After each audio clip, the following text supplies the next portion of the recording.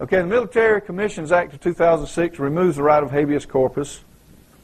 Now, the habeas corpus is very important because it gives you the right to a trial by jury, gives you the right to make bail pending trial, so you can be with your family, because you're just accused of a crime.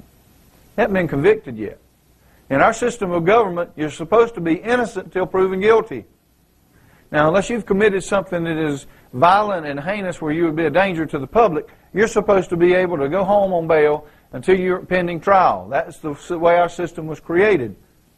That's not what's going on in America today. They'll deny habeas corpus just like that. It's illegal for them to do it. It's unlawful for them to do that. It's a violation of your rights to do that. But you don't have rights anymore because you signed them all away. We'll talk about that.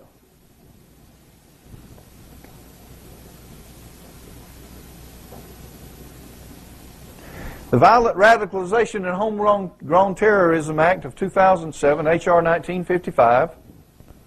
That's introduced by Jane Harman from California, Democrat. Surprise, surprise. And I don't care if you're a Democrat or a Republican. It doesn't really matter.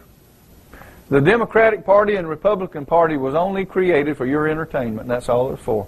It doesn't matter which one it is. The agenda never changes at the top. The agenda is the same. That's just to entertain you. Oh, we're going to do a bunch of Democrats over here. Look what they're doing to y'all. Well, what did the Republicans do? Stop and look back. Did they do any different? Not a thing in the world different. It's all the agenda. It doesn't change. This amends the Patriot Act to include civilian population of the United States. That means that the United States, people in the United States, civilian population now can be tortured, thrown in jail without right to habeas corpus and trial by jury and all this kind of stuff. You can just be thrown in a hole and forgotten about. All they have to do is declare you an enemy combatant by one single unfounded accusation. No proof whatsoever. And a lot of times they probably get paid pretty good to make that accusation.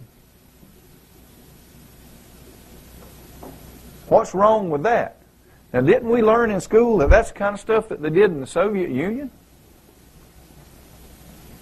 How many of you read Pravda, the Soviet paper, newspaper in the English version? Y'all go read that. You might find out that you've been lied to just a little bit. You ought to go read that. That's good reading. It really is. You'd be amazed what they say about America. You know, I thought Soviet Unions were godless people. Man, didn't even believe in God. God is dead and all this kind of stuff. Go read Pravda. You might be surprised to read that they're saying that America has walked away from God. They talk about God and about Christ and about all these kind of things in their main newspaper. But I thought they were a nation that didn't believe in God. That's what we were told on the news, right? Wasn't that what we were told in school? Come to find out, it might not be exactly that way. Their leaders write about articles about God and Christ all the time. And I couldn't believe that. I said, this is not the Russia that we were told about.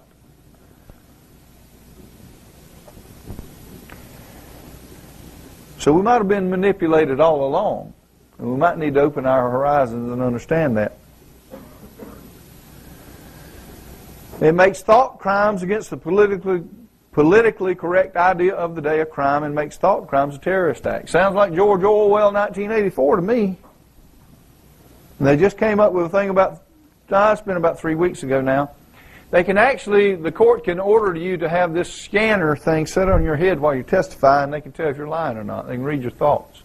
Actually, they're going to do that in courts.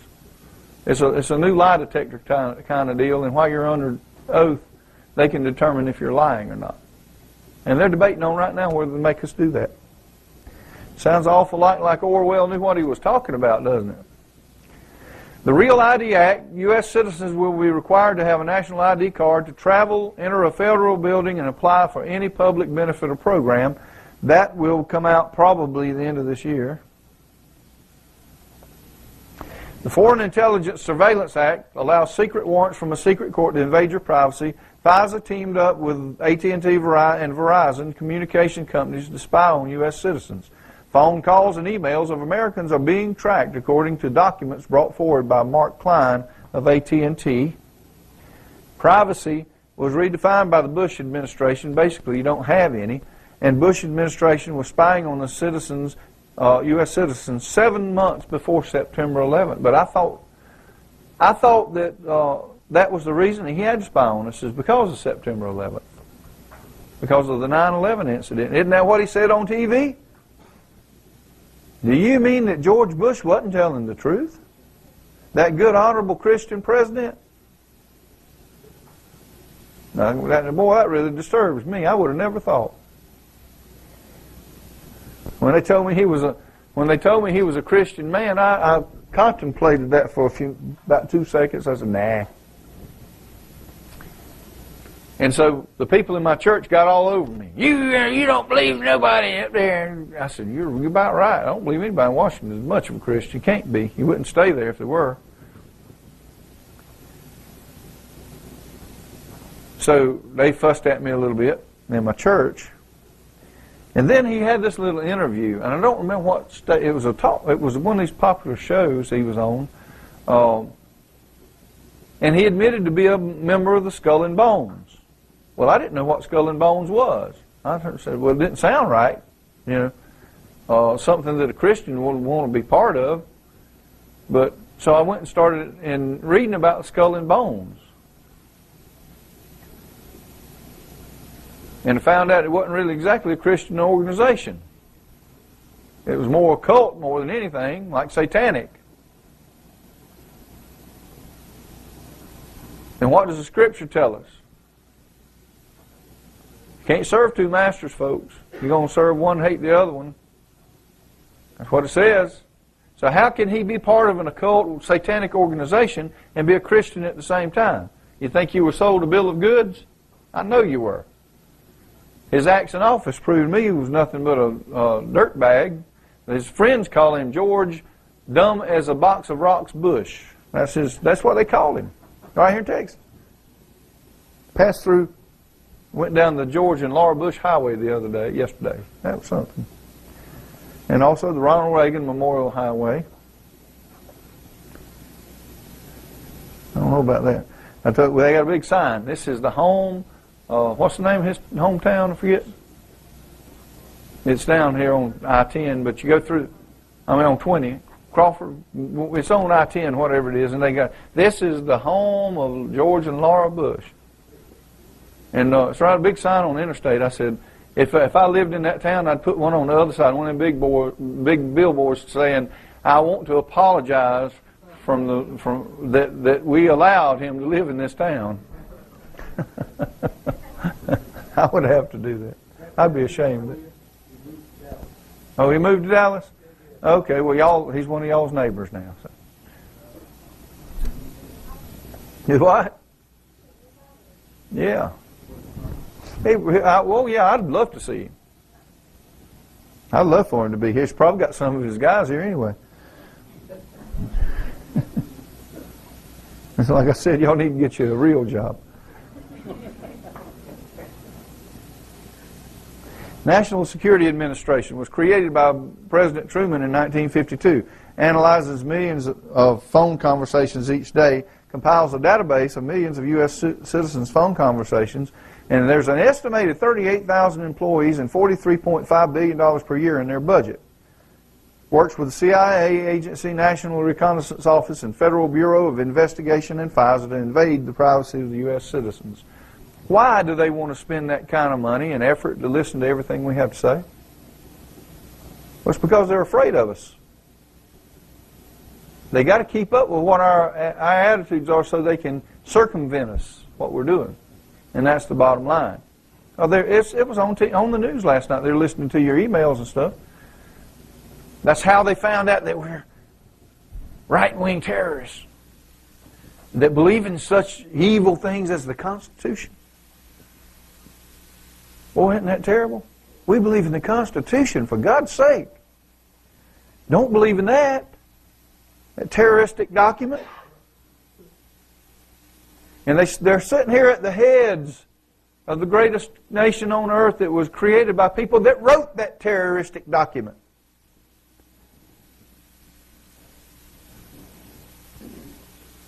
But don't support it. You can't do that.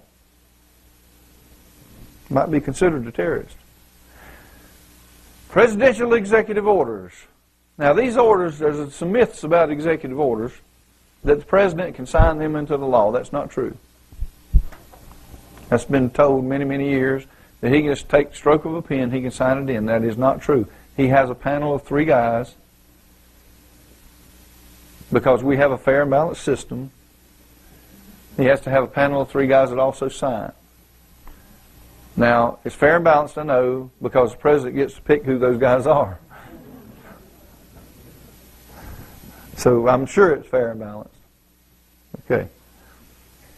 But 10,990, it gives this panel power to control highways, modes of transportation, and seaports. 10,995, power to seize control of communications, media, internet, radio, and TV. I thought they already had control of that. 10,997, power to control electricity, fuel, and minerals. 10,998, power to seize all means of transportation, including personal cars, trucks, boats, and planes, etc. By the way, they already own them. Did you know that if you register your vehicle, that you don't get the title, you just get a certificate of title, which is not the title. The state owns title to your vehicle. That's why they can take it away from you. It's not your vehicle. You gave it to them. Even if you paid cash for it, it still belongs to them. 10,999, power to seize all food supplies and farms, including personal food supplies and farms. 11,000 allows government to mobilize civilians into work brigades under government supervision. 11,001 gives power over health, education, and welfare functions. 11,002 gives the postmaster power to register all citizens, and probably soon all guns. 11,003, power to control all private and commercial airports and aircraft. 11,004 allows housing and finance authority to relocate communities, build new housing, and designate areas to be abandoned. May be coming to a town near you.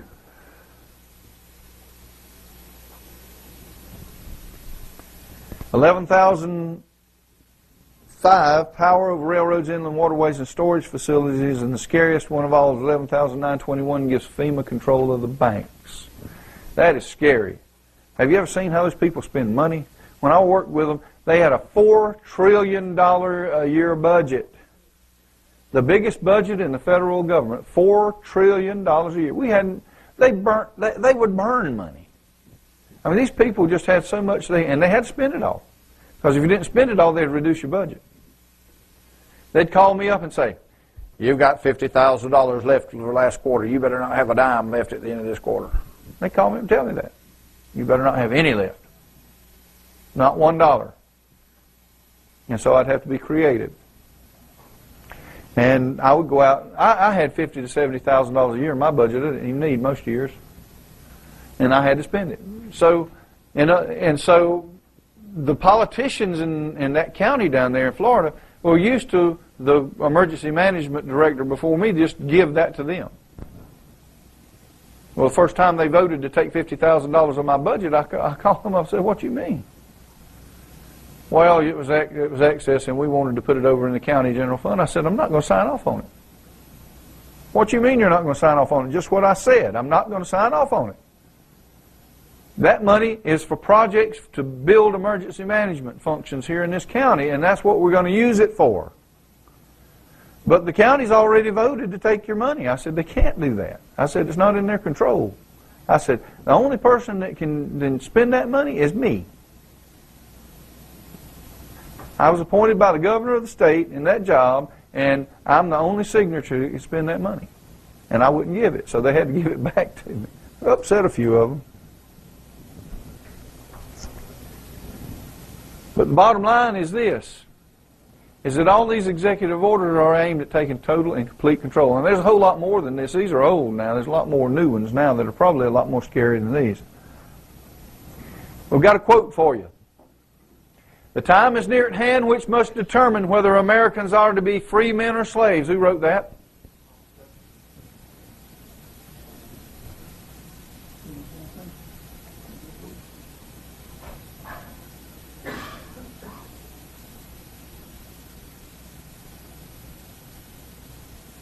George Washington wrote that. It's as true today as it was when he wrote that. Whether you're going to be free men or whether you're going to be slaves is going to be determined by what you do. You'll get a copy of all this. You don't have to write it down. All of this stuff that I'm showing you, you're going to get on in your workbook and on the disc. But today, that's just as true as it was 233 years ago when Washington penned that.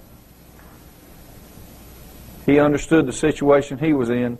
You are in the same situation today.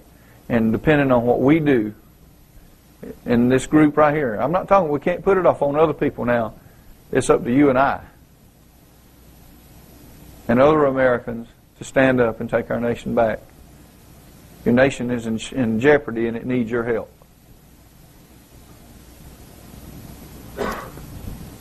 All right, there's some sources, media sources. You don't have to write this down because you'll get a copy of this. Some references. You might want to check me out. I'll tell every class, don't believe anything I tell you. I don't want you to. I want you to go prove me wrong. I issue that challenge to every class. You know how many times I've been proven wrong? Never. Never. I've had attorneys, I've had judges, I've had bankers, I've had all kind of people come to my classes and listen. I've had people call me at my home. I've had people come to have private meetings with me about all this kind of stuff. And not one of them has ever proved me wrong. Never. It's because what I'm telling you is the truth. And I'm going to show you this process. Okay, we have a few minutes here before lunch. I want to take some questions. And then we're going to go take lunch. But I want to answer some of your questions if I can. If you have a question, please write it down. I will do my best to answer your questions. And if I don't know, I will tell you I don't know. Because I don't know everything. There's a lot I wish I did know. Tim, the first question is, can a city commissioner that is also a federal prison employee work the system that you're defining, that you will define?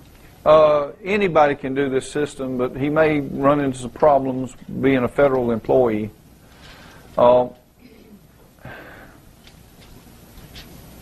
don't know the status of this individual and don't know whether they're near retirement or whatever, but okay, I'm not.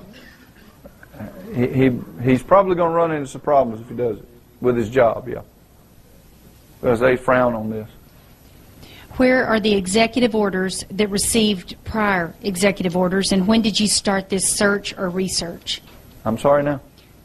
Where are the executive orders that, that rescind prior executive orders? I don't know of any that are rescinded. When did you start this search and research? I've been researching this subject for almost 20 years. If a lawyer responded to a negative averment with an affidavit, a lot of this is getting ahead. Those of you that are new, a lot of this is getting ahead. Yeah. Should I hold those questions until we get to that section? That's getting way in advance. Exactly. We don't want to confuse anybody. If we can stay on point, let's try to stay in each segment and ask questions referring to the segment that we were just talking about. Okay. Other questions? Here's one. Jim? And I will answer your questions. You'll find out if you'll stick on topic, though, I'll answer most of them before I get finished with that segment. How does time travel, especially by air? Oh, how do I travel? Time. I thought it was. I travel in a 2008 GMC pickup truck mostly, I can tell you. That's most of the travel we do. We like to travel by air. I like to fly, but they won't let me take my Uzi on the airplane no more. I mean, I just no, I'm kidding. I don't have an Uzi, so that's just a joke. But I tell everybody, we carry sound equipment and other types of equipment with us. And when you leave home for 2 months, it takes us quite a bit of stuff. Going on an airplane would be a nightmare. Traveling by jet would be just absolutely, because yes, sir. So we have to take books and CDs and computers and printers and all of our luggage and stuff. And we have. Oh, by the way, does anybody like grapefruit? I've got some fresh picked grapefruit just picked 2 days ago in a truck, and I was forced to take a truckload before I could leave Phoenix. Under gunpoint, you got to take a truckload of grapefruit. No, just joking. No, a friend of ours gave us a bunch of grapefruit. We were going to give it out here at the seminar, so anybody that wants some can have it. We'll set some of that out. In fact, Doc, if you want to, well, we'll do it this afternoon, so you'll just take whatever you like. We want to make sure that people eat it. We don't want it to go to waste, but we've got some very good white and pink grapefruit. Anyway, we can't travel on a jet because of all of our equipment. We would have so much. We've got a swinging truckload of stuff, and you just can't travel by air and do that. But here pretty soon, I'm planning on having my own private jet because I understand that one of the lawyers that I got to lean against has got a nice one. So then I can carry my equipment with me. So we're going after that here shortly. And how this? I meant just from an identification as a secured party as opposed to not a U.S. citizen, not just physically why you specify it. Mm-hmm. Okay. And the Likewise, the next one. And the next question is, how do you prepare your tax returns? I do the OID. I do the OID process. No, I have somebody do it for me. No, I do OID because that's what I'm supposed to do. That's the proper way to do taxes. Now, I don't teach the OID, so please don't ask me OID questions because I don't teach that class. Time won't allow it, won't permit me because we have too much to cover. But if you have questions about the OID process, we have people that are available to help with that. So if you let Billy Ray know, he can put you in touch with the people. By the 10th Article of Confederation, we are still under the Articles of Confederation. The Constitution was not passed by all 13 states. It was passed by a committee of 9, so it was not unanimous. That's true. That is true. And that's the reason that the Republic is going all the way back to the Articles of Confederation, because we realize that. And so when I talk about the Constitution, the Articles of Confederation are going to be the Constitution, basically. But this goes back a lot further than that. A lot of people don't understand that the rules that we live by under the Articles of Confederation and the Constitution go all the way back to what is known as the Goswinta, which was a treaty made between the Pilgrims on the Mayflower and the Indian nations that were here at that time. And the Goswinta is the name of it, and our law goes all the way back to there. The Founding Fathers didn't write the Constitution, and this is recorded in the annals of history and has been hidden from the people for a long time. But when the Goswinta was written by the Mayflower, the people on the Mayflower, and the Indians came together, and a heavenly being actually descended down and presented this to them and helped them write it. They didn't come up with this. This was actually given by God.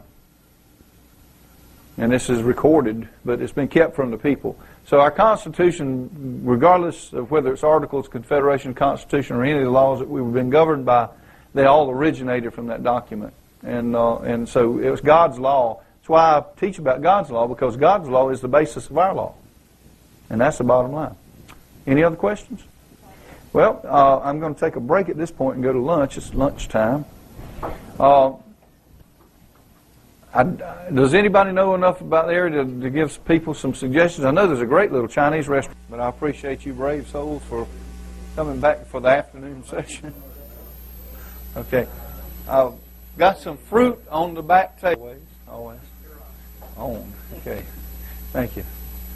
All right. We want to talk about the Constitution versus corporate law. Now, we talked a little bit earlier about how the Constitution is the law of the land, and that's very true. It is. The Constitution has never been repealed. It has never been amended out of existence. They've never done anything to change it. It just sits there. It just sits there. Now, Congress did not have the authority to do away with the Constitution, because only you and I can do that. Only the people can do away with the provisions. Now, we have the authority and we have the power by doing a constitutional amendment or another constitutional convention possibly and changing that. But in reality, other than that, Congress does not have the authority, and any authority that they have taken has been done unlawfully.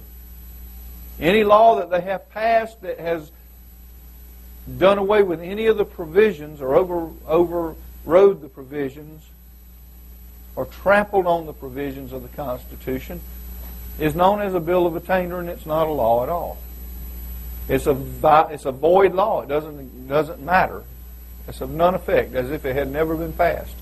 So the Congress doesn't have the authority to do this. So what they try to do is they pass these laws and they become what is known as law by custom.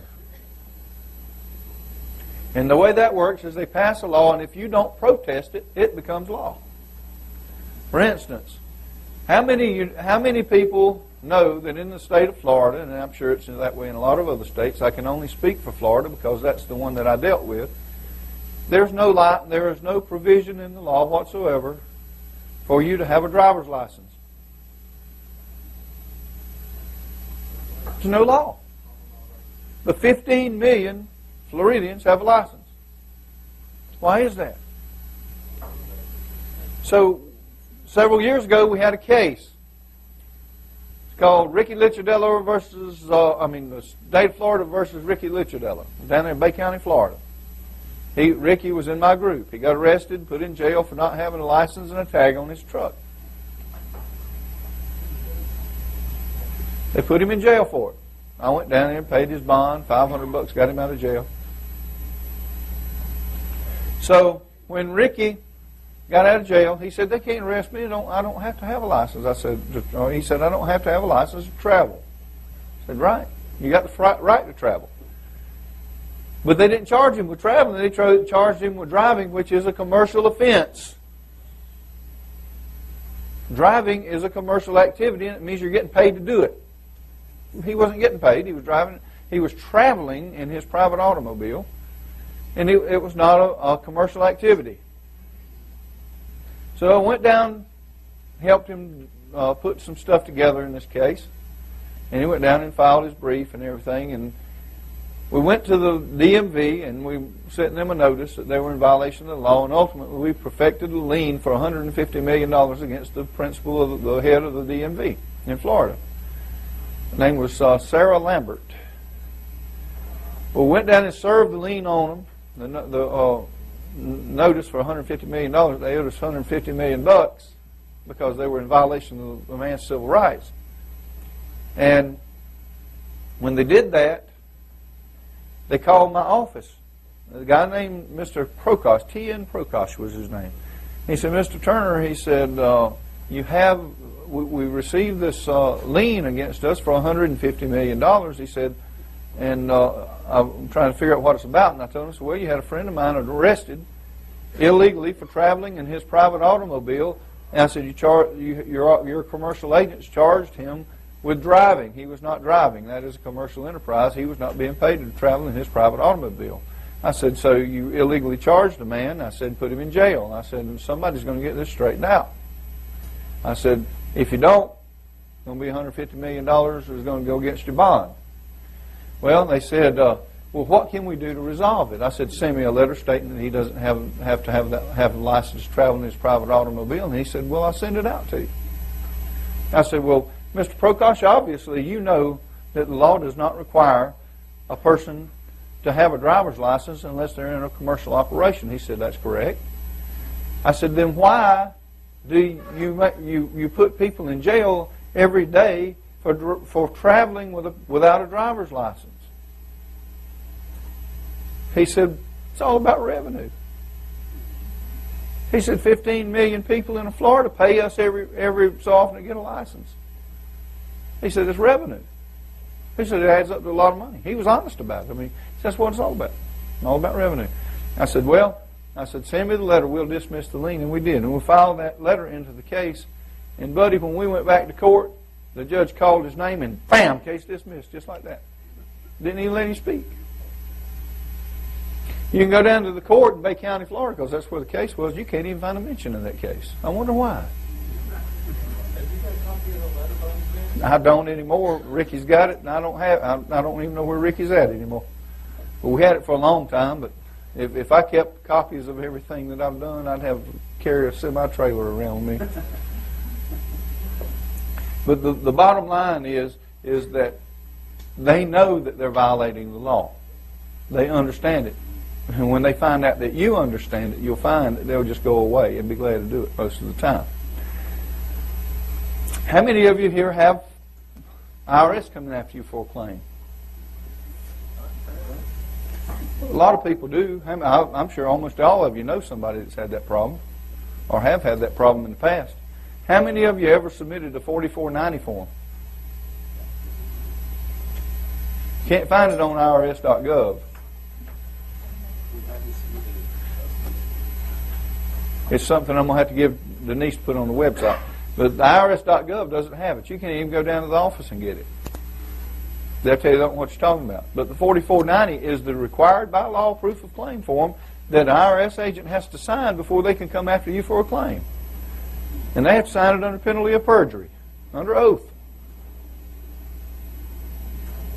Now, do you know why they don't want to have them out there? Well, I happen to have those, by the way. And we can make those available. In fact, I want to make it available to everybody in America as soon as possible. They took it out of their offices. They won't even you can't even get it anymore. But they're required by law to do that. You'll take 2. There's 5 copies, and one goes to a different address, and I got the whole thing. We can make that available to y'all. Not in the book? No, this is not in the book. But we can make it available. We need to put it on the web. We need to put it on the web so we can download it. That would be the best way to do it. I'll get with Denise and get her to help make that happen. I know just a little bit less than nothing about computers, and she knows everything. So I'll let her do that. We talked a little bit about lawful versus legal earlier. Now, when you're talking about lawful, we're talking about the Constitution, God's law. It requires a victim. It has to do with what's right and wrong. It has to do with justice, equality, restitution. And that we find that in the republic system or in admiralty law is about that. That's the system we like to operate under, is admiralty, and we'll share a lot of that with you. Now, what we're operating under in most of these courts, they want to keep you in equity law, what they call equity law. Well, equity, I don't know why they named it equity, because it's not equitable at all. It's about justice, but justice to them means just us.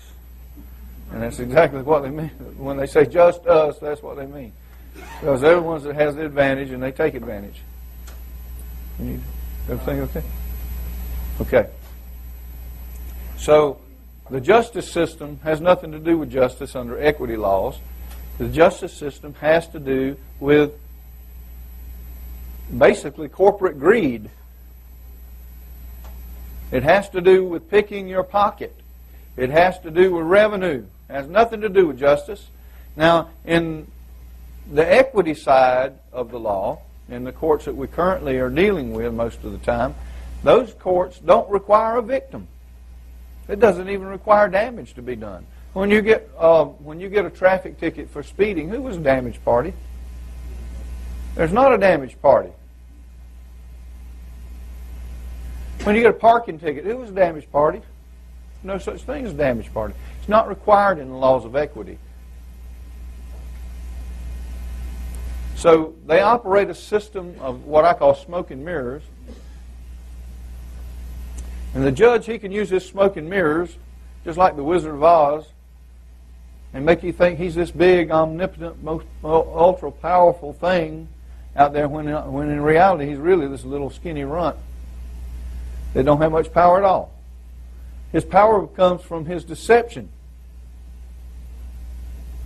The deception he brings on you when you go into the courtroom, and he's up there high and mighty and doing his smoke and mirrors and making you think he's the powerful Oz. And in reality, he's very vulnerable. Because no matter what they say, the maxims of law still apply. The maxims of law, natural law, still applies. And just so you'll know, there are over 1,100 of those. And it covers everything he does. We're going to share a few of the key ones with you this weekend and let you understand how to take those, because he is responsible for these maxims of law. Now, a maxim of law is a law that is so old and well established it cannot be challenged. These things go back to antiquity, all the way back to the Garden of Eden. You stole my cow, you got to give me a cow back. You damaged my property, you got to restore me.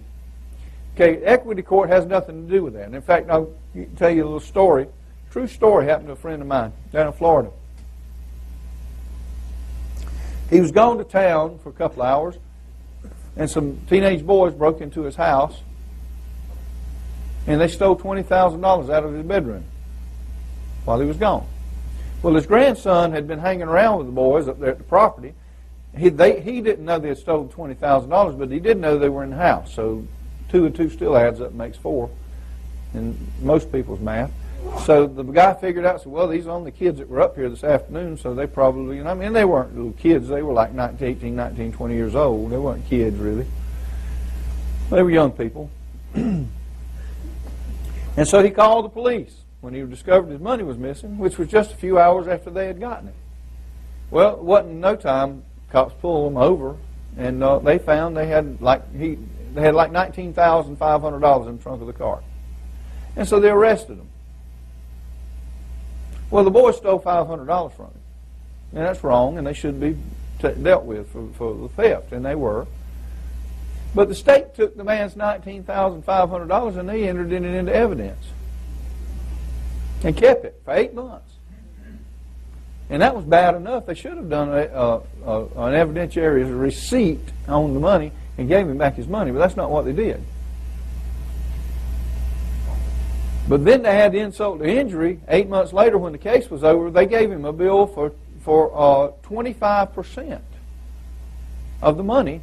They charged him 3%. Actually, it was 24%.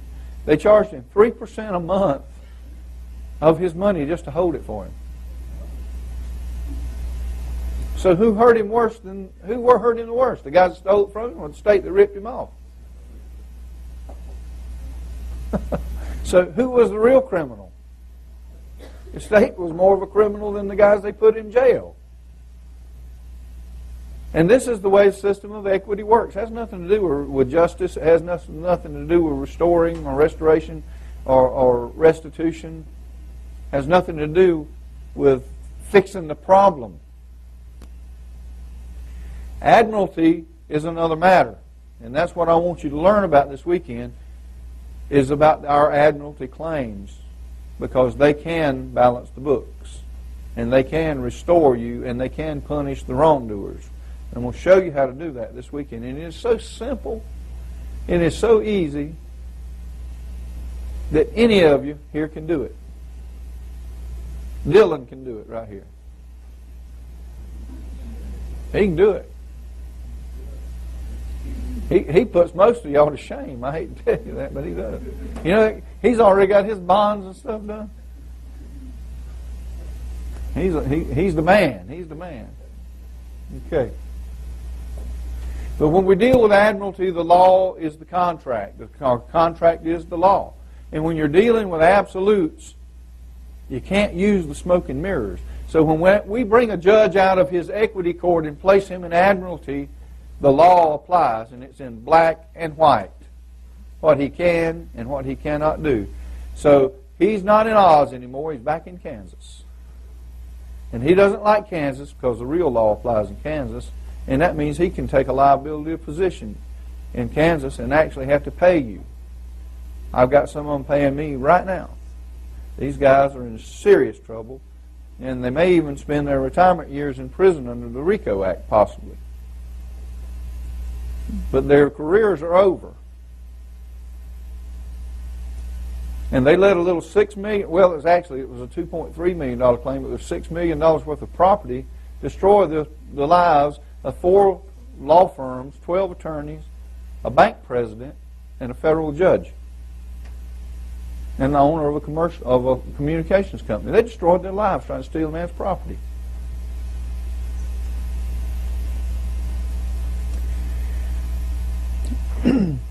Admiralty law has to do with the contract. And he who writes the contract wins. If you don't, you're not a very good contract writer. And I'm going to show you how to write the contract from hell. This thing is bad. I'm telling you, this is bad. They can't beat it. There's no way to win because, remember what I told you about the maxims of law? They have to abide by them. They're not abiding by them because you give them permission not to.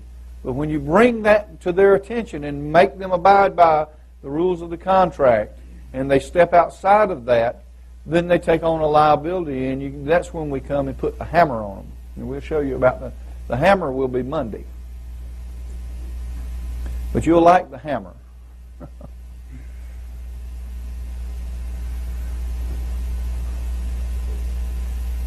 Let's talk a little bit about the elements of a contract.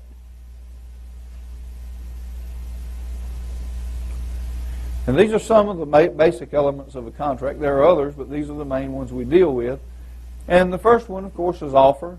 Second, acceptance. Consideration, full disclosure, legal signature, and acquiescence. All of these are very, very important elements of a contract, and they're not, they're absolutely required. They're not optional. They're required by law. Okay, now, if I want to buy this laptop from Rick right here, and I tell Rick, I want to give you $500 for your laptop. He says, no, I've got to have a little more than that. I want $600 for your laptop. And we do a negotiation, and we come up to an offer and an acceptance. He says, okay, well, we'll settle for $550. And so I make the deal with him to buy his computer there for $550. Okay? The next thing that has to happen to seal the contract is I have to give him consideration. So I got to give him something of value for his something of value, which has to exchange hands here. So I have to give him the consideration, which is the money, $550, and he gives me the computer. Okay, so we have a contract. We have a deal, right? Well, when I bought the computer, Rick told me that the computer worked just fine. He didn't tell me that it had shorted out. Lightning hit it last night and fried the circuits. And it won't even turn on anymore. And so I take the computer home, and I plan to go start using my computer, and it won't even come on. And so I pick up the phone and call Rick. I said, Rick, you know, this computer you sold me doesn't work. And he says something, well, I'm not going to give you money back. Buyer beware is the rule here. You know, you got to be careful. I said, well, you got a problem there, Rick, because you didn't give me full disclosure. So if I didn't give full disclosure, then I can cancel, I can void the contract. And I can take him into court, and I can beat him on that element if I can prove that we had an agreement. And it could be a written contract, or it could be a verbal contract. If I've got two witnesses, I actually beat a guy in court on a verbal contract with two witnesses one time. In a business deal.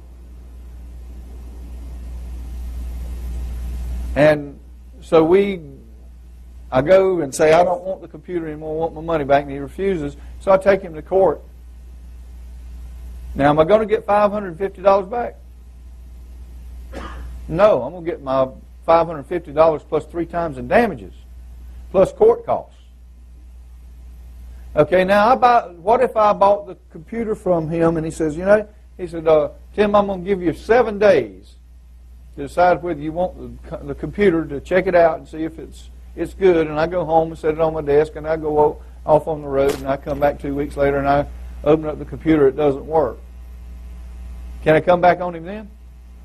No, because he gave me 7 days to prove I wanted the computer. And then after that, we have a binding contract, and I can't go back on him because what did I do?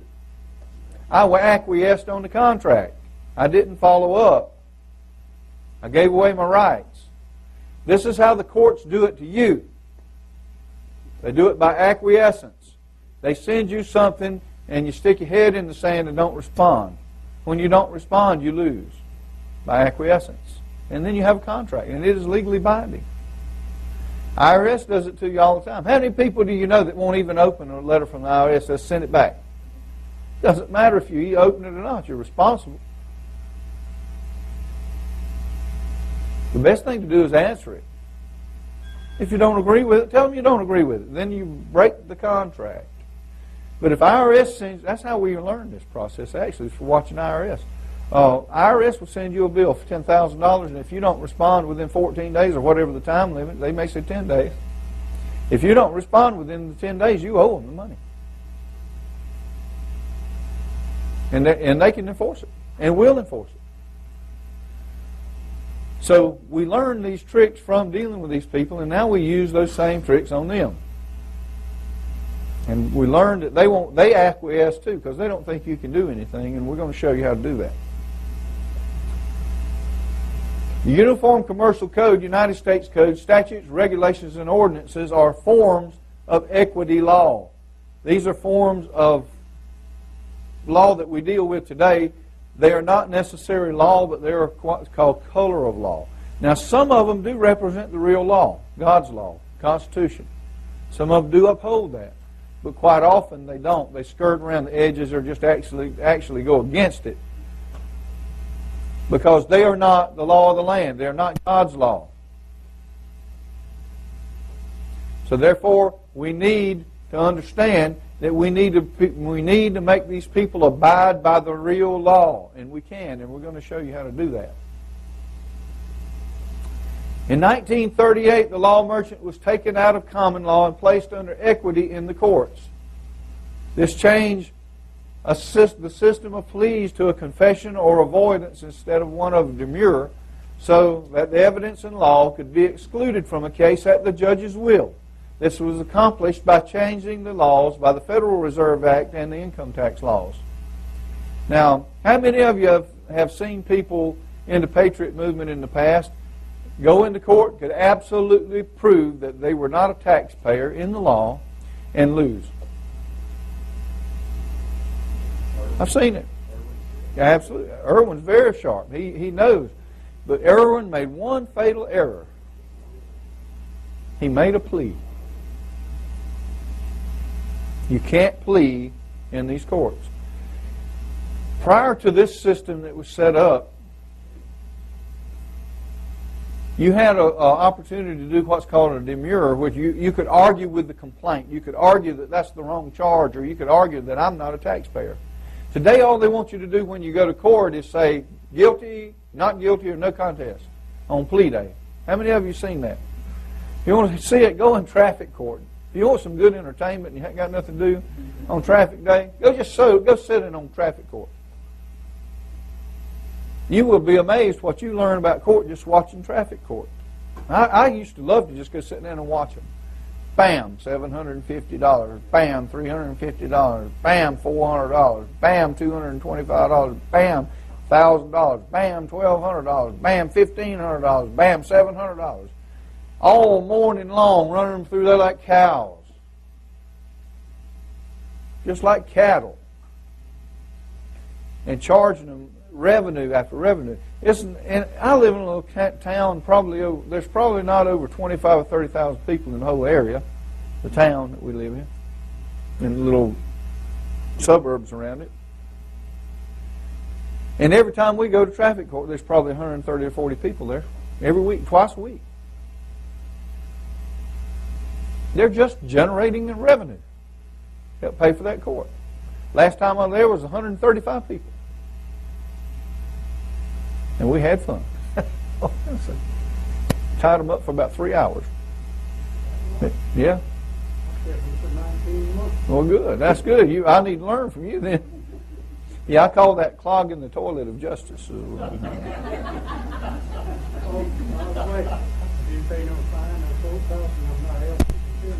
Well, that's good. That's a good thing. But the bottom line is we've got to understand now, when you go into these courts, especially in tax cases, if you make a not guilty plea, you have accepted the presumptions of the court.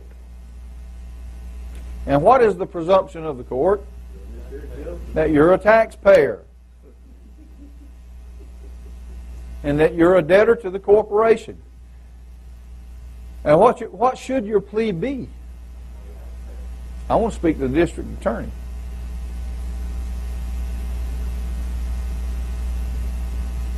And the judge is going to say, well, I want a guilty or not guilty plea out of you, or no contest plea, or something like that. Excuse me, I don't know enough to plea. I've got to talk to the district attorney, or the state's attorney, U.S. attorney, whoever it is.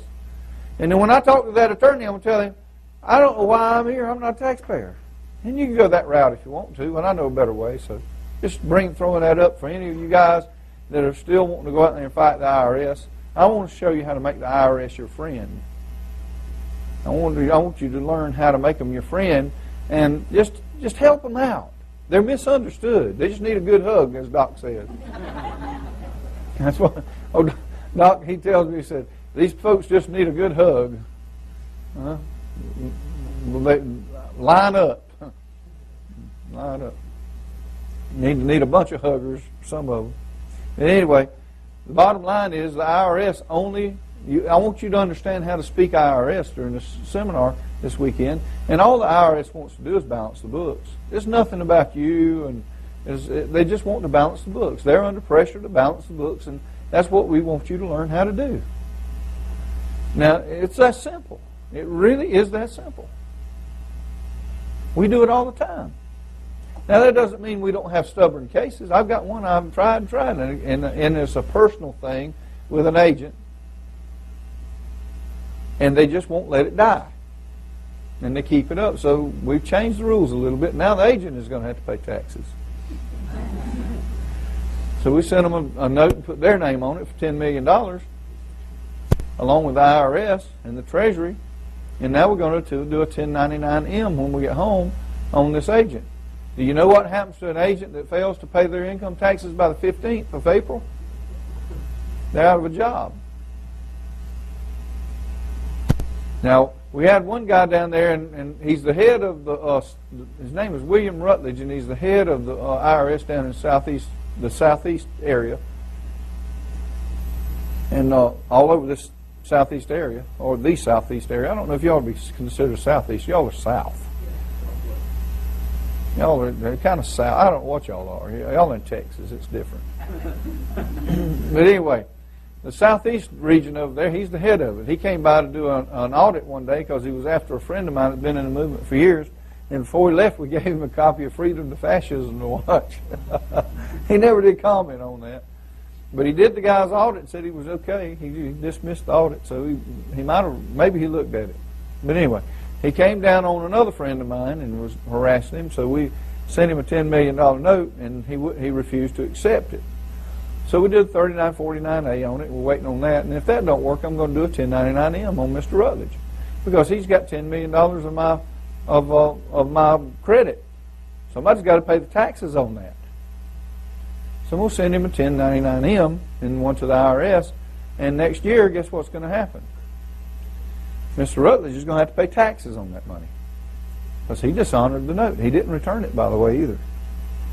If he'd returned it, it wouldn't have mattered, but because he can't return it without giving me the deficiencies on the note.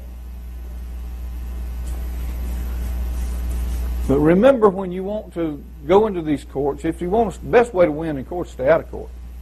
But if you have to go, that's not something that's terrible. I like going to court. I enjoy it. I really do. Some days I'd rather go to court than go to Disney World.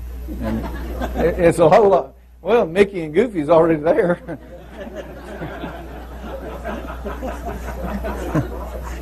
Just going to see old friends. Really, some of these courts are hilarious. You just go in there and watch them. They really are. I love to hear lawyers whine. That's one of my pastimes. I love that. But Judge, you got to get him to sign a release. I had fun with those guys. But when you grab them and they start whining, it gets entertaining. They don't think you can do that. But when you slip up on them, and we're going to show you how to do that, and how easy it really is, these guys don't even see it. It's like a train with a headlight out. They don't even see it coming. They can hear something, but they don't know what it is. And they're standing on the track. And it's kind of surprising. Have you ever seen up close a train? I had a friend of mine They had a train. You can't see that light unless you're right in front of it on a train. You ever seen that? Unless you're right in the field of that light, almost directly in front of it. You can't see that light. It doesn't shine out to the side. It's right straight ahead, right down the track. It's just a narrow track, and that's all they want. And so they focused that thing into a narrow beam. I had a buddy of mine was going to work one morning about 4 o'clock in the morning, and they had the train parked at a crossing back. You couldn't really see it because it was behind a bunch of buildings.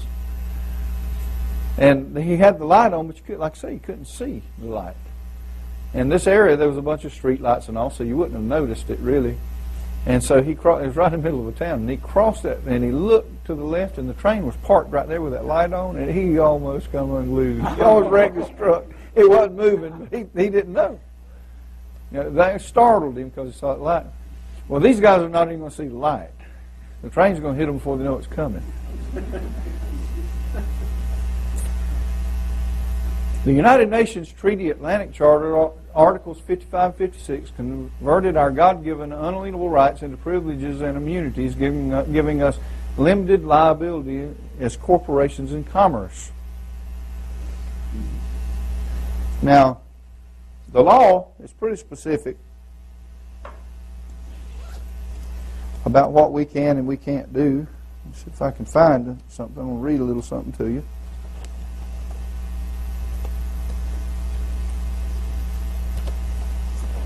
The law allows us to do what we're doing. And the reason, I'm going to share that with you, why we can do what we do. I say I am.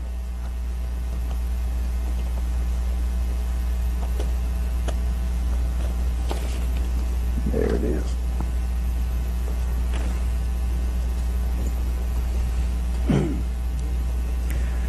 Now, what do you do when people look at you like you're a three-headed alien? And they tell you, I don't believe that stuff, and I have this happen all the time. You think you can write notes? I've had lawyers and judges ask me. I actually testified in federal court about this. What makes you think you can write a note? I said, law.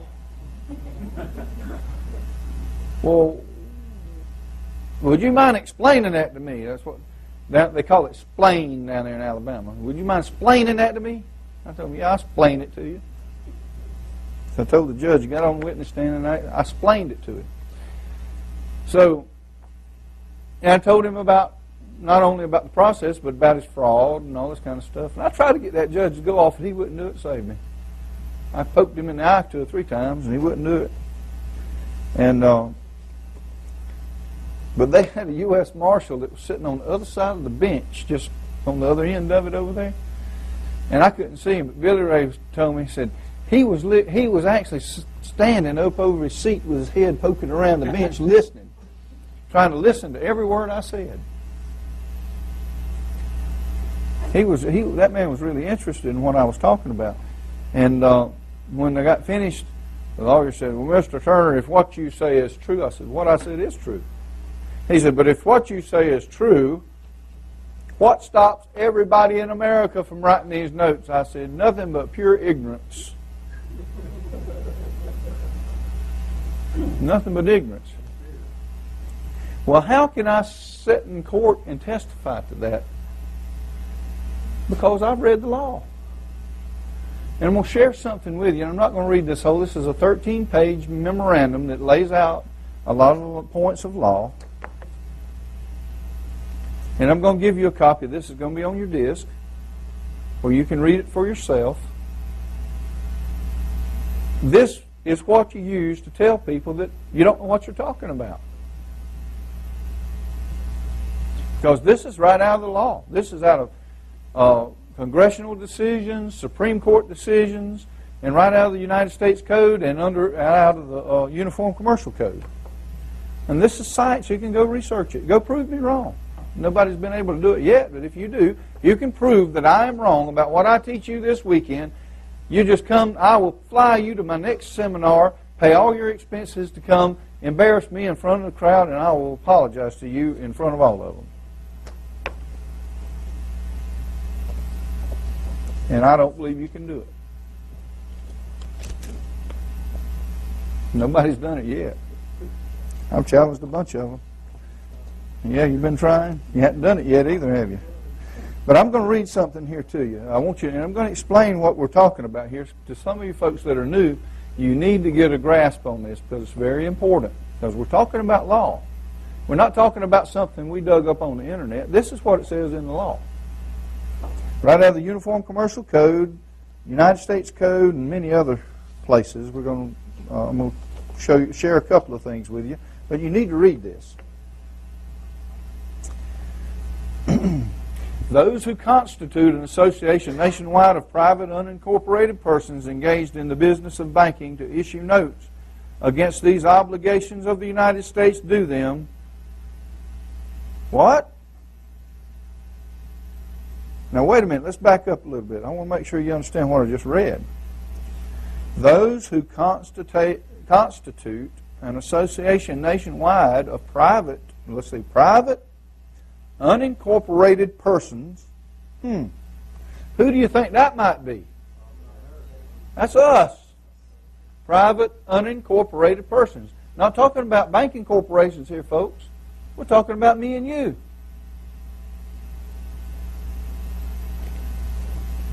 Engaged in the business of banking to issue notes against these obligations of the United States do them. Now, are we engaged in the business of notes? Absolutely. They do them all the time.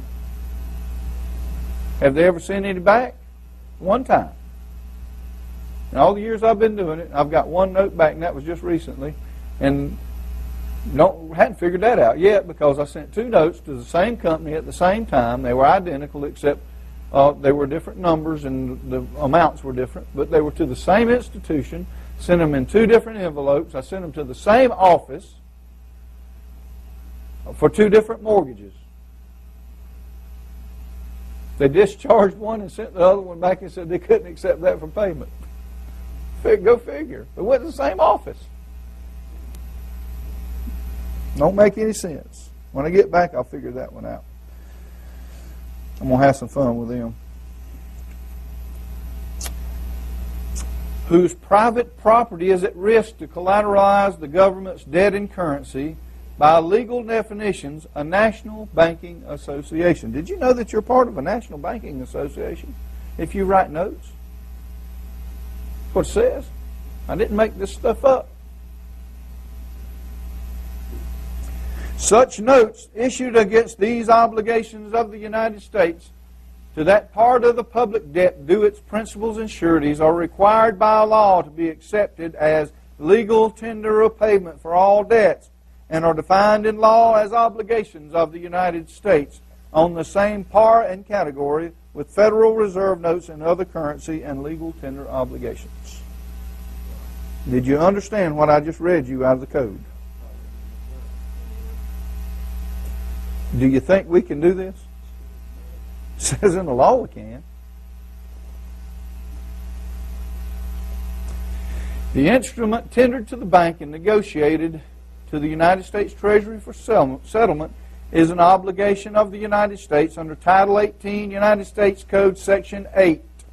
Representing as the definition provides a certificate of indebtedness drawn upon an authorized officer of the United States, in this case the Secretary of Treasury, issued under an act of Congress, in this case Public Law 7310, Title 31 U.S.C. 3123 and 31 U.S.C. 5103, and by treaty, and UNCITRAL, which is the United Nations Convention on International Bills of Exchange and International Promissory Notes.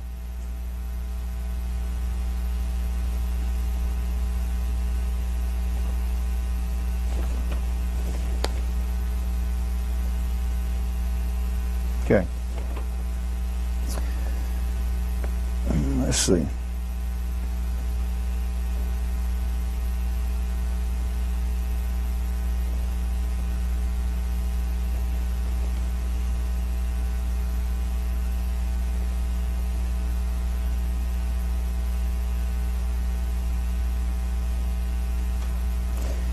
The United States, Title 31, United States Code, Section 392, 5103, defines this as a statutory legal tender obligation of the United States and is issued in accordance with 31 U.S.C. 3123 and HJR 192, which established and provided for its issuance as public policy in remedy for discharge of equity interest recovery on that portion of the public debt to its principals and sureties bearing the obligations of the United States. This is a statutory remedy for equity interest recovery due the principals and sureties of the United States for discharge of lawful debts in commerce in conjunction with U.S. obligations to that portion of the public debt is intended to reduce. During the financial crisis of the Depression in 1933, substance of gold and silver and real money was removed as a foundation for our financial system. In its place, the substance of the American citizenry, their real property, wealth, assets, and productivity that belongs to them was in effect pledged by the government and placed at risk as the collateral for U.S. debt, credit, and currency for commerce to function. This is well documented in the actions of Congress. See Senate document number 43, 73rd Congress, first sessions. It stated, under the new law, the money is issued to the banks in return for government obligations, bills of exchange, drafts, notes, trade acceptances, and bankers' acceptances. The money will be worth 100 cents on the dollar because it is backed by the credit of the nation. It will represent a mortgage on all homes and other property of all of the people in the nation, which lawfully belongs to the private citizens.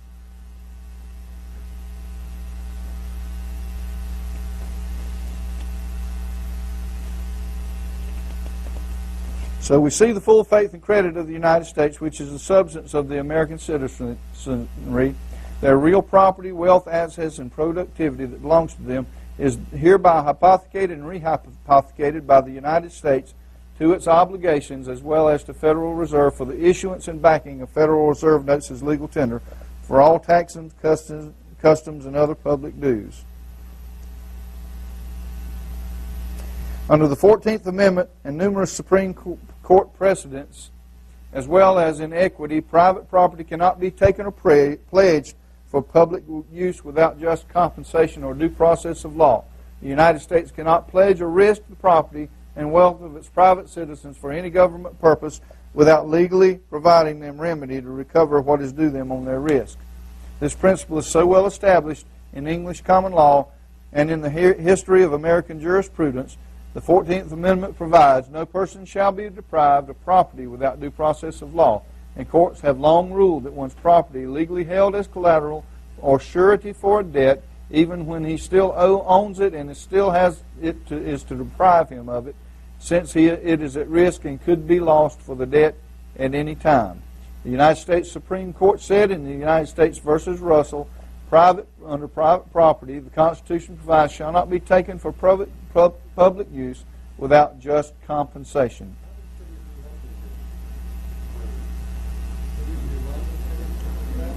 No, I don't. Yeah, please, if you will, hold your questions so we can ask them in front of the mic, so everybody can do that. The rights of a surety to recover on his risk or loss when standing for the debts of another was reaffirmed in 1962 in Perlman versus Reliance Insurance Company, when the court said sureties compelled to pay debts for their principal have been deemed entitled to reimbursement even without a contractual promise, and probably there are few doctrines better established. Well, just to recap a little bit, then, if we are national banking associations, says we are, we're considered national banking associations, and if we are involved in commerce by writing bills, by writing notes, bills of exchange, and promissory notes, and bonds, and it is the obligation of the United States to honor these by law and give you credit dollar for dollar, why aren't we doing that? There goes back that ignorance. Well, fear. Yeah, lack of, exactly. Didn't the Scripture say, my people are being destroyed for lack of knowledge? I'm giving you the knowledge, and I'm giving you the tools. And some of you here are going to have fun. Okay, already. Okay. Some of you are going to like this. Some of you I don't know about. But I can see light bulbs coming on. Okay. The bottom line is this, folks. We have the legal right to discharge our debts with notes. We have the legal right to discharge a court case with a bond. We have the right because Congress mortgaged your house. They mortgaged your car. Like I said a while ago, when you go buy a new car, you give it to the state, and then they go write a bond on it. They bond that and sell it. And your car is the collateral. If they welch on the bond, guess what? Your car's going to get repossessed, even if you have clear certificate of title. The state literally mortgages your car for you. It's a second secret mortgage you don't know about. Your personal home. If you went today and bought a home in Dallas somewhere around here, and you bought it and paid cash for it, you still don't own it. You think you do? Quit paying taxes and see how long you sit in it. They'll take it away from you. Why? When the IRS goes down there and tells the bank they want your money out of the bank, do they give it to them? Why is that? It's not your money. You signed it over to the bank when you did the bank account. It's not your money. They're not giving your money away. So don't get mad. Like a fellow called me up last year. He said, man, I found this great trust. He said, only cost, I think it was $3,500 for this trust and all this kind of stuff, and what it was all going to do. I said, what do you want it for? Well, I want to protect my assets. I said, showed you how to protect your assets. You don't, why? I don't know about all that stuff. I don't need a trust because all of my stuff is protected without one. If you want my stuff, all of my property's got a $100 billion lien against it in silver, and if you want it, I'll sell it to you. I'll even give you a fire sale, half price. Special price for today only. You satisfy half the lien, I'll give you the property. So I'm upside down so bad they won't want my stuff. Because if they come after it, they're going to have to incur the lien. And they don't want the lien. So I told him, I said, why don't you just do that? Well, I like this process. And then I said, well, why are you calling me? You know I don't do trusts. I mean, I'm not saying there aren't good trusts out there. I'm sure there are. But I just hadn't ever seen a trust I trusted. The problem I have is that, and I hadn't figured this out yet. Now, y'all, somebody here that knows more about this than I do, help me with this. You go out to a stranger you have never met, and he's going to protect your property by putting it in his name. Help me if I'm wrong. I don't understand it. I'm not real bright. And I am from Alabama. And I have been dropped on my head, but I still see through that. So anyway, regardless, I know there's some good trusts. I poke a lot of fun at them, and I know people that are in trusts, and they do a good job. They're honorable people. But this one guy, when he called me last year, he said, I think I'm going to go with this trust. I said, well, I don't do that, so you got to do what you want to do, but I don't know why you want him to do that. I mean, if you just do what I told you to do, you don't need it. Well, he did. Well, a few months later, he calls me up. That man sold my property. I said, no, he didn't. He sold his property. You gave it to him. I said, you shouldn't be upset. You gave him permission to do everything he did. Yeah, but he didn't give me nothing for it. I said, he didn't have to. You gave it to him. I said, I believe I told you. Why would you give your property to a complete stranger you know absolutely nothing about? Doesn't make sense. I mean, maybe I'm missing something here, but that's just me. The bottom line is you need to take control of your own life, and you need to put things in your control and not depend on other people. That's socialism, folks. That's socialism. Putting your life in other people's hands, expecting them to protect you, is socialism. We need to think on our own. Now, I'm not saying the trusts are all bad. There's good trusts out there. I know there are. I know some people that operate them, and they're good people. But if you're gonna do a trust, and that's not necessarily a bad thing, but make sure you know who you're dealing with, because they can sell your property too if you give it to a trustee. And that's just the bottom line. And he's got every legal right to do it, and there's nothing you can do about it because you gave it to him. And I've seen this happen time and time again to people. So take control of your own affairs and don't let somebody else run your life for you. And that's why I'm trying to teach you a process that you can do just that, and you don't need other people to take care of your life. I'm going to shift gears a little bit. We're going to talk about the role of the church. Now, I got fussed at last week for this because the boy said, I didn't come to hear you preach. I come to hear you talk about the commercial process. I said, well, you're going to have to listen to this too. So I'll tell you the same thing. If you don't like it, I guess you can walk out. But and I want to, before I start, I want you to understand I'm not going to pick on anybody's religion or religious beliefs. I don't do that. I'm going to state my opinions and why I have my opinions. And if it steps on your religious beliefs, then it's nothing personal. I'll still let you buy me dinner. So, and I still like you. I will, really will. But I'm going to say some things that might upset some of you, and that's fine.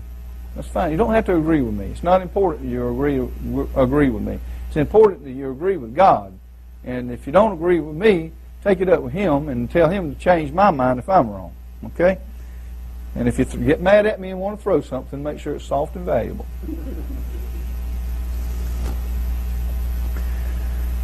When God set up the system of the church, He intended it to be the center of the community. He didn't set up the church to be fractionalized like we have today and everybody warring against each other. It was supposed to be for the benefit of the community instead of having these religious wars. You know, I'm a Baptist, I'm a Catholic, and I'm a Pentecostal, and I'm a this, and I'm a that. That's not what it was all about. We were supposed to come together as a family. And we were supposed to work together as a family and not have these little warring factions going on. The church originally was supposed to be the center of involvement of the community. And one of the roles that the church had, according to Scripture, is to take care of the welfare in their community. Now, there's always going to be poor people in your communities, and there's going to be people out there that are not able to meet their basic needs. That was the job of God's people to do that. Now, that doesn't mean that we're supposed to cater to the lazy. They ought to starve until they get enough and then go to work. But the bottom line is there are people out there that are in situations that can't take care of themselves by no fault of their own. There are people that are born with defects they can't help. There are people that have tragedies in their lives that cause them to put them there. There's some of you in here probably at one time were very wealthy and prosperous, and you've probably fallen on hard times at one time or another. I've seen times, I've been from rags to riches. I grew up in a home where we didn't have enough to eat. And I promised God that if I grew up, I was going to feed kids, and I have. I fed a lot of them. I'm going to feed a lot more, too. And I've also been a millionaire. And I'm about to become a billionaire. Well, I am a billionaire, actually. But the bottom line is that, you know, I know what it's like from both ends of the spectrum. And so we are supposed to help those that are less fortunate. That's God's way. It doesn't mean we're supposed to put them on a dole program. We're supposed to help people to help themselves. So what I'm doing teaching you is how to help yourself so you can go out and teach others how to help themselves. That's God's way. And the church was supposed to do that as well. We were supposed to teach the people how to survive in our world and how to do finance and how, you know, that's one thing I like about the Mormons. They teach their kids about money. They really do. They teach their kids about how to handle money. Did you know that they're told to put up 10%, no matter what, 10% of their income is supposed to go in savings, and a lot of them do. And you know, most of them by the time they're retirement age are wealthy people because they're taught the basic concepts. And we have been remiss to do that with our families, a lot of us. Heck, I didn't know anything about money. I had no idea. I didn't have a clue. You're supposed to go work and make it and spend it. That's all I knew. That's what I grew up with. You're supposed to spend at least 20% more than you make every week. Grew up in that system for a while. Found out that didn't work real good. But so we just didn't know anything about money, and it took me a lot of years to figure out how not to do that. Couldn't figure out how I was always broke all the time since I was only spending 20% more. You know? Like I said, I am from south down there. So, but anyway, I learned that sometimes you got to save for a rainy day, because rainy days are going to come, and they come for everybody. And we're in a situation in America, we've got to learn some of these things. We've got to learn that we're brothers and sisters, and it doesn't matter what color your skin is. It doesn't matter what background you have. It doesn't matter whether you're rich or poor. We're all God's children, and we need to work together. And we're about to see a time in America where your very survival might depend on that. And I believe it's coming like a freight train with a headlight out toward us. And I think we need to pay attention to what's going on in our nation. The church was organized to keep the money in the local area and to disperse it to the needs of the people. You had the priests, of course, to take care of, the ministers to take care of, and you also had the needs of your local people, the widows and orphans. Didn't Christ tell us to do that? And there were other people out there that needed help too. And there are people that sometimes just need help for a little while and they get on their feet. But you don't know at the times. I know of a church right now, down there near where I live.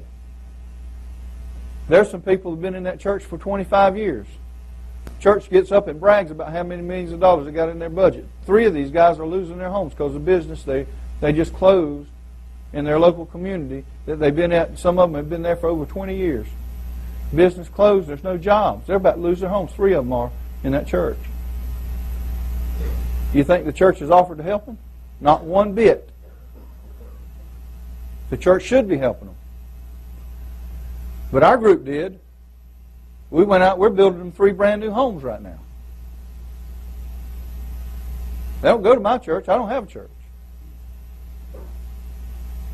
But they needed help. And they're God's people, so they needed help. So their own church wouldn't do it, so we got our group together and we're building them 3 houses down there right now. They'll be paid for when they move into them. No, they're not fancy. They're not 6,000 square feet like you rich folks down here in Dallas are used to. No, 10,000 square feet. But they're going to keep them warm and dry and have a place for the family to live. And they'll be paid for. They won't have a mortgage payment, and they'll live. We have in our church people living in the church with the kids because they left their home. That's right. Their job and their home. So that's what the church is about. It's supposed to be about. we have about 12 families right now living in sleeping bags in the church. That's right. And that's unfortunate, but thank God they got that, because I passed people sleeping in the woods just the other day on my trip. It's pathetic. Down in Portland, Oregon, they're living in the woods. Don't have anywhere to live. And what do the police do? They go there and harass them, running from place to place because they don't want them. Throw them away. Well, some of these people are not deadbeats. Some of them have fallen on hard times, can't help it. When you lose your job, can't find one. How many of you here could stay in your home for 6 months if you lost your job today? It'd be tough on most of us, wouldn't it? Because most of us don't have a tremendous amount of money. And we've got to learn that we've got to work together and help one another, because it might be you need help next month. You don't know what's going to happen to your life. I remember, man, I was on top. I had a great job, had plenty of money, good health. I could buy anything. Great credit, could buy anything I wanted. I didn't need a paycheck. They'd call me from the office down there where I work and say, hey, you need to come get your paychecks. You got 7 or 8 of them in your box down here. I wouldn't even go pick them up every 2 months or 3 months sometimes. And they call me, come get them out of here. We need to get them out of your mailbox at the administrative office. I didn't need it. And every now and then I'd go there and pick them up and go throw them in the bank. Didn't need the money. Had plenty of money. I went to work one morning at 9 o'clock in the morning, and before noon, I was through.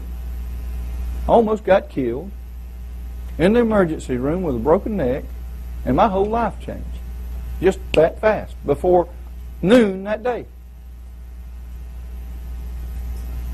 Lost my job, had to move. My wife had to give up her job. And we ended up in the next year. I wasn't homeless, thank God, because I had plenty of money. But what would happen if I hadn't have saved my money and took care of it? God provided for us. But it was 2.5 years before I could do anything. 2.5. How many of you here could live for 2.5 years without an income? It'd be kind of tough, wouldn't it, for a lot of you? And it took everything I had to do it, but I made it. But God always provided, never missed nothing. I certainly didn't miss any meals, you can tell. God always provided more than enough. But the bottom line is this, is it can happen to anybody. And it was no fault of my own whatsoever. I was doing my thing, working, doing my business. I wasn't out being stupid. I was responsible. And it just, one of those things that can happen to you. And 2.5 years later, I started barely just being able to go back to work. But for 2.5 years, I couldn't. Nothing I could do. But, God provided for me. But it can happen to anybody. So don't look down on these homeless people and think that you're better than they are, because they might have been corporate executives last year. Now, some of them deserve to be homeless, though. But the truth is that a lot of these people came from corporate America and lost their jobs because of the companies going out of business and downsizing, and they didn't do anything to deserve where they're at. Not a thing. And these people are in desperate trouble. 8,000 Americans a day are losing their homes to foreclosures. But if I can stop it, and I can show you how to stop foreclosures. Not only stop foreclosures, how to make money off of foreclosures. Just how much money do they want to spend? I'll show you how to do it. That's what started this $20 billion claim that I have. It was a foreclosure, illegal foreclosure. Now it's ended up they owe me over $20 billion. And they're going to have to pay it. They're going to have to pay it. I'm going to get. We did an estimate on it. Had some private investigators investigate into it for me, and we estimate that we're actually going to collect $50 to $100 million in real money off that claim, and maybe even more, because of that one illegal foreclosure. And I'm going to show you the process I used to do that, step by step, and you can do it too. Every one of you in here can do it. If you have a foreclosure problem, bring it on. I'll say, bring it on, because I'll tell you, they can't beat you. They'll be sorry they ever took it on. Anyway, I got off on one of my rabbit trails there. I do that sometimes. When the churches became 501c3 and corporations, they turned away from God, in my opinion. That's my opinion. You can take that and $2 and get a cup of coffee at the convenience store. But we became sanctioned by the state and not sanctioned by God. We became state churches, which is not really what God wanted. Do you know what started the American Revolution? No, it wasn't taxes. That's what they told. It was religious freedom. It's what started the American Revolution. And I predict that religious freedom will be what starts the new American Revolution. There was a country lawyer named Patrick Henry that traveled the countryside over in the east part of the country. And he was riding his horse through the countryside, and he came upon this town, and I believe it was in Virginia. I don't remember for sure. It's been a long time since I read this stuff. So if it wasn't in Virginia, just act like it was. I don't remember for sure. I believe it was in Virginia. So anyway, he came into this town, and there were 3 men tied to a whipping post in the middle of town, and they were beaten to death by the king's soldiers. Well, he just rode into this. They were dead when he got there, so he rode down to the local gathering place, and he asked the townspeople, what did these men do? What kind of crime did they commit? And they said, they refused to take a license to preach from the king. And Patrick Henry rode the countryside defending these ministers that didn't want to take a license to preach from the king. And his cry was, give me liberty or give me death. And that cry started the Revolutionary War, because they did not want to be told by the king how to operate the church, because it was against God's law. Today in America, almost every single religion is a 501c3. Not all of them, but almost all of them. 999 out of 1,000 are 501c3 churches in this country. There's a few that know better, but most of them don't. I believe that's a direct violation of God's law to be a 501c3, because then you are a church of the state that is sanctioned by the state and not by God. And I know there are probably some of you here that attend 501c3 churches. Some of you might be ministers.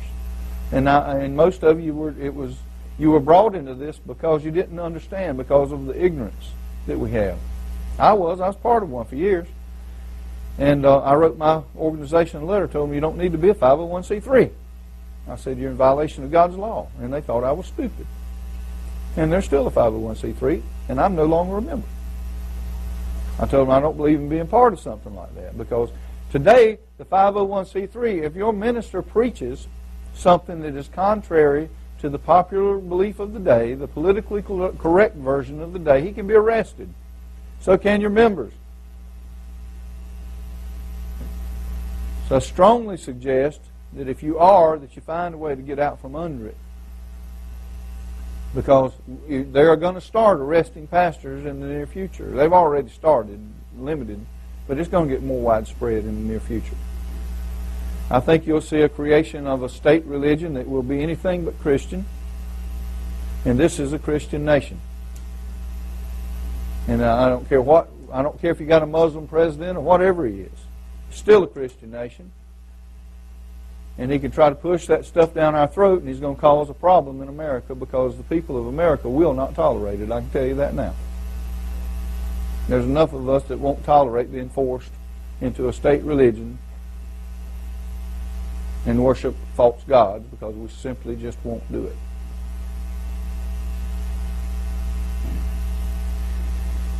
Do you believe politics has a place in the church? Well, I used to say that. I don't think politics itself should be in the church, but I think politicians that are in office should come from your churches. Okay? Now we're going to reseat our republic. We're going to reseat our republic. We're working on it. In a few minutes I'm going to tell you the story about that. But the bottom line is this. If we want godly people, we got to get them from godly sources. Now, I know the guy that down there is in the Church of Satan is not going to be too good Christians. Now, does that make sense to you? And if there's any of you Satanists in here, shame on you. I don't really care. The bottom line is that if you want godly principles in government, we've got to put godly people in there to get that. The Scripture tells us if the wicked rule, the people mourn. But if the righteous rule, the people rejoice. Which way do you want to be? I want to rejoice. I don't want to be punished because of these wicked people. Because the wicked always punish the people. Whenever you have a wicked king back in ancient Israel, what happened?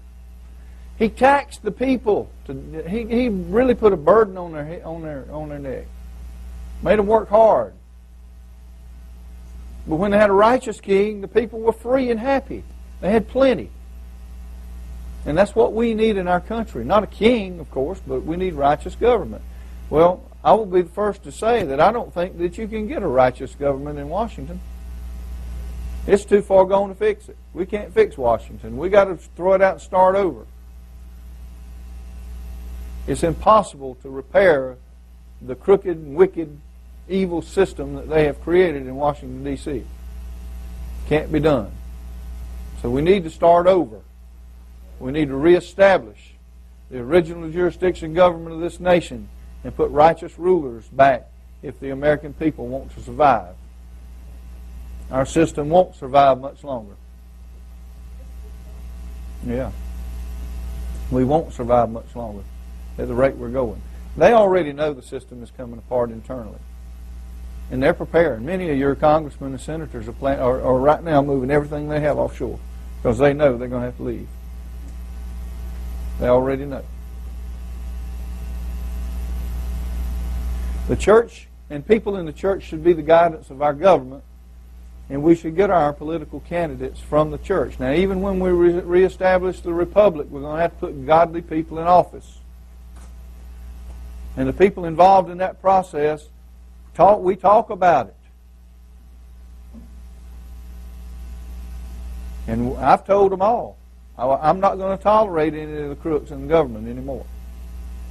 When we reestablish the republic, if you're going to be crooked, you better get out of it. Because we're not going to tolerate it. The first backroom deal you make, you're going to be tried for treason and executed. That's simple to me, and it's just that simple to me. Because that's what we should have done when the first one did it in Washington. It's what we should be doing to them now. Establishing courts, trying them for treason, and executing the people. That's what the Constitution says. That's what the law requires, and we're not doing it. And I believe that we're going to be held accountable by God Almighty because we have been remiss in our duties to do just that. Judgment's going to come on this nation because we did not. We didn't take care of business when we should have. And we can't pass the buck. I know it was our grandparents and great-grandparents and our parents before us that let this problem happen, but we know about the problem now. So what is our responsibility in it? We're just as responsible because we've got to stand up and say no more abuse. We're not going to take it anymore, people. The American people are ready. The American people are fed up. And you wait till we have this economic downturn if you think they're fed up now. Is our nation a Christian nation? It would be difficult to prove it in a court of law, I think, because the average American out here is not Christian at all. It's a dog-eat-dog world. There was a time, I grew up in a small town. I was blessed by being raised in a small town where everybody knew everybody. And most people in that town were pretty well basically honest people. If a man shook your hand and told you to do something, he generally did. Now, everybody knew there was a few scoundrels in town, but everybody knew who they were. So you just stayed away from them, and life was pretty good. Today in America, 90% of the people that you deal with will cut your throat. They'll steal your property. They'll take advantage of you. They'll beat you up. They'll do whatever is necessary to get the advantage on you. And now we got the system out here that dictates if you're stupid enough or weak enough to let me do it, it's your fault. We're being ruled by secular humanists. There are no rules. There's no right and wrong. Everything's it's all good. It's all good. No right and wrong. No absolutes. That's humanism. And it always ends to the destruction of a society in every single case. We know of 11 different societies at least that have been on this planet that became of world-class status over thousands of years. And they all were destroyed from internal corruption or conquest. They either lost at war, or either they were destroyed by internal corruption. And internal corruption destroyed the greatest empires on earth. The Romans, the Greeks, and the Americans. Internal corruption destroyed our nation. And it's our job to reestablish a proper righteous government where that won't happen again. For it to change, we've got to change as people. So if you're not an honorable, upright person that can be trusted, you don't need to be involved in this process. You need to go on about and be a good little debtor slave and stay out of this process. We don't need you. I don't even want you. If you're a crooked fellow, stay out of it. Or a crooked or a cheat or a liar or a scoundrel or a rascal, go on about your business and don't bother with me because I don't want to be part of what you're doing. I want you to be honorable and above board. I want you to come along with us. And if you have been that way in the past, change. You have the ability to change and become honorable. Everybody can do that. But we don't need people out here that are trying to scam other people to get ahead. We need to come together as brothers and sisters and work together for the very our own livelihood, because we may depend on one another very soon. I've always said the American people are the dumbest people on earth. We never work together anymore. We work against each other. I've seen this. Down in South Florida, there's a big Haitian population down in South Florida. There used to be just a handful of them years ago. And they moved into South Florida down there, in a little town called Immokalee, Florida, is where I first ran into them. And they would bring 20 or 30 of these people and put them in one house and live. And they'd all go out and work in the fields. They had a grandmother and a grandfather that would take care of all the kids and cook all the meals and keep the house. And then all the rest of them would bring their money and they would put it in a community thing. They didn't keep out a few bucks for spending money for lunch and stuff, but they'd bring all their money in and put it in this community pot. A few months would pass. They'd buy the house they were renting. And then they'd have two and they'd bring some more people in. And then they would, in just a short period of time, now they got two groups working and they bought that house in half the time. And then they'd come together and go get another group. And then three groups were paying for a house. Next thing you know, they own the darn community because they work together. They're smart people. They got lots of money. Now they own all the businesses. Now they own the town. And that's how it started just 20, 30 years ago. They own everything now. And they've made a nice little community out of it. But they work together. The Hispanics do the same thing. The Americans go down there, they buy a 6,000 square foot house. They won't even let their brother or sister visit for more than 2 or 3 days. They run them off. That's the truth. Now, you're laughing, but you know it's true. We can't get along that long. Because we're spoiled. We need to learn to work together. We need to learn to work together because the very survival of our nation may depend on that. The very survival of you and your family may depend on us working together. We have a lot of immorality in the church as well as the community. And it's a shame, but back where I'm from in Panhandle, Florida, I had a used car lot down there, and the saying down there is never buy a car from a preacher, a used car from a preacher, because he'll stick it to you quicker than anybody. And it's a shame, but that's what people say. And I found out in business that was probably a lot of truth in that. If a preacher tells you he's got a nice car, you better go drive it. Well, what's wrong with that, folks? Ministers are supposed to be examples to the community. What kind of example are they showing us? By their fruits you'll know them. That's right. And you don't bear figs on thistles. The fruit will identify what kind of tree you're dealing with. And if it's thistles, it's not a fig tree. So it's not putting forth good fruit, is it? So we have to, what we say, what comes out of our mouth doesn't mean anything. It's the integrity of our heart that's going to matter. That's what God, and what you do. What you do with these hands is what God's going to judge you by. And what you say out of this mouth is going to be judged as well. But your actions are going to indicate what's in your heart. And so we need to get rid of the immorality in our society. We need to have honorable people. And I'm going to get off of that soapbox. I like to bring up the Goddess Gaia religion, and some of you here might be part of that, and if you are, shame on you.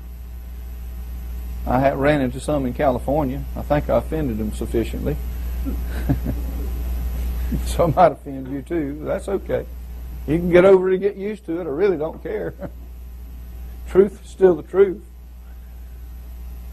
But the Goddess Gaia religion is a very dangerous thing to our country because the people that are involved in this religion, and it is very much a religion, believe that the Mother Earth is the goddess and the giver of all life. They don't believe in God like we believe in God. They believe that the goddess is the earth itself brought forth the life.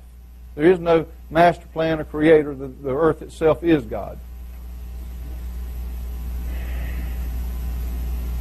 And they believe that because there are so many people on the planet, and estimates, I talked to a guy in CIA the other day that he said there's not 7 billion people on, there's 12 billion people on the planet. The real figure is 12 billion.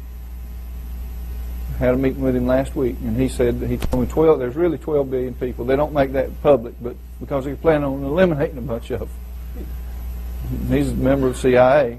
Had a good, nice little meeting with him for several hours this past week. And he said that they do intend to reduce the population significantly. Well, you got to figure out how are they going to do that. Now, what many of them say, well, the figures run between 500 million and 1.5 billion is the optimum number that they want, depending on who you talk to. Ted Turner is the one that votes for the 500 million, but I bet him and his are not on the list. But he wants to eliminate all but 500 million people on the earth. And there are many other people who feel that same way, because then they won't be robbing the natural resources and causing damage to their goddess. And I tell people this, and I read this years ago. I wish I could remember the book that I read about this. I can't remember anymore. It's been many years ago. But one of the books I read, it was talking about how they really think. And it said that some of them actually wrote books about this kind of things, but if you walk on the beach and you hear the sand squeak between your toes and stuff, you know how it goes, when you're walking on the beach and down there in the Panhandle, it's real, that old sand does that really good. And they said when you're doing that, that's the sand crying out in pain, so they don't want people walking on the beach. I'm not joking, this stuff is in print, folks. And they said that when you take a pebble and toss it into a stream or something and it goes ploop, that's the water crying out in pain, so they don't want people this is a sick mindset. But that's what they believe. They really believe. So when we're cutting down trees and all this kind of stuff, and we're using the natural resources of the earth, we're causing harm to their goddess. So what they've got to do is eliminate most of us so we won't destroy their goddess. They believe that too many people are going to cause the destruction of the whole human race, which will include them. So they just want to destroy your part of it so they can live. It's a sick mindset, but that's the way they believe. They're twisted. But how do you think they might be wanting to dispense of many of the population? Well, there's a lot of ways you can do it. Well, that's one way. Only 13% survive them, I heard. I tell you what, it'll make you sick, I promise. But for the grace of God, I would have been one of those that was in the 87%. War is a good one. What about famine? Famine's easy. Yeah, hunger. They plan to use that. What about biological and radiological weapons? Kill a lot of people like that. Yeah, nuclear weapons. Probably won't use too much nuclear, though. Nuclear contaminates the ground, and they want to use that. So that's doing destruction to the goddess, too. So they probably won't use a lot of nuclear, but they can use biologicals, and they rapidly dissipate. They kill the biologicals, and in a few weeks it's okay, safe. You can do that. There's all kinds of things you can do. But the bottom line is, if they're going to eliminate all but say 1 billion, let's go with 1.5 billion. That means they're going to have to kill off a lot of people, and it's going to take a tremendous amount of death and destruction to do that. And some of these people are in our government. Some of these people are sick people. They really are. They're sick people. And so that, it kind of sounds like they would be using something similar to what's mentioned in Revelation, doesn't it? That's kind of a possible thing. But if Christians don't change America, who's going to change it? It's going to change. Which brings me to a part of my presentation that I don't want to upset anybody's religious beliefs, like I said, but I'm going to tell you what I think and what I believe. And if I'm wrong, pray for me that God will show me the truth. Don't get mad with me or angry with me for stating my opinion, and I won't get mad and angry with you for you stating yours. But I'm going to tell you what I think and what I believe and why I believe it. And then you can take that and do whatever you want to with it, I suppose. But I believe that we live in an age that could possibly see the return of Christ. I believe we live in that era of time for a number of reasons. I believe we're seeing some of the signs that God told us that we would see in the last generation. One of the significant signs, I believe, is the restoration of Israel. With that prophecy, he said you would see Israel would bud and bring forth leaves. It's a two-part prophecy. And so I prayed, and I didn't understand that. I prayed and asked God to show me what it meant. And He did. He showed me that when Israel budded was when it gained its independence in 1948.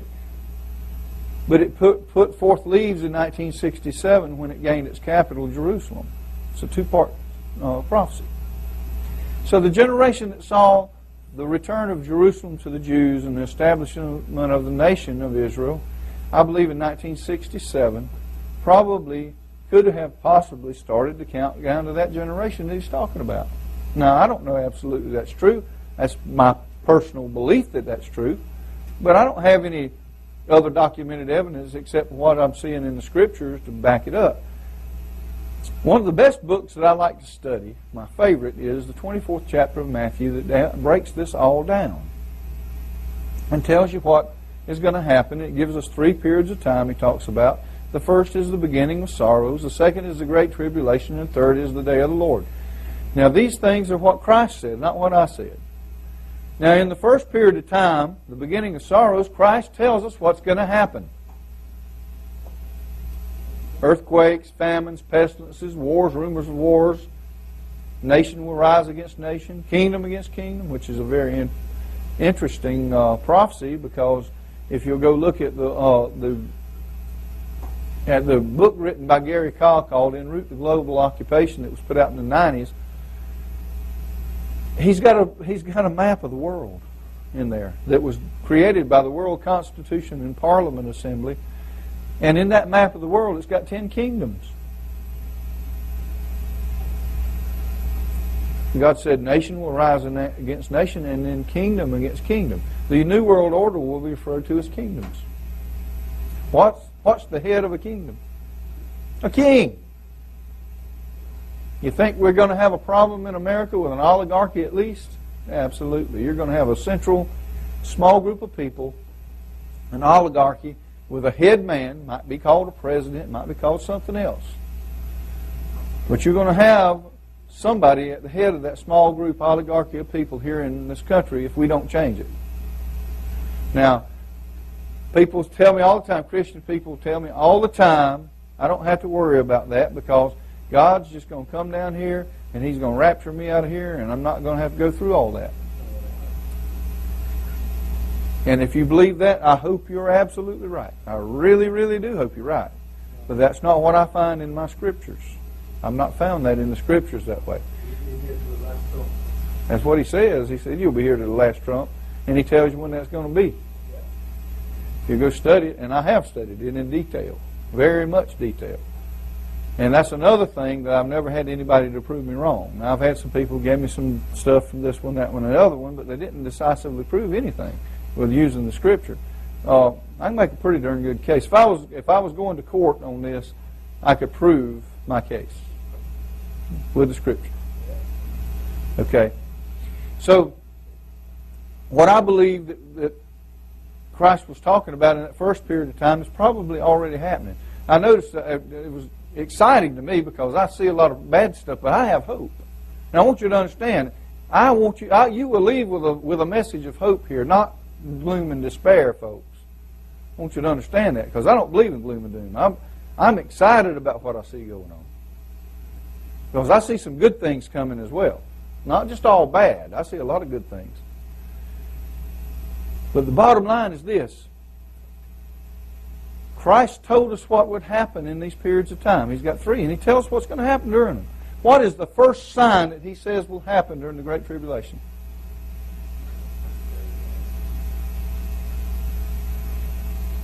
The elect will be delivered up to be killed. Well, who are the elect? We've got to define who the elect are.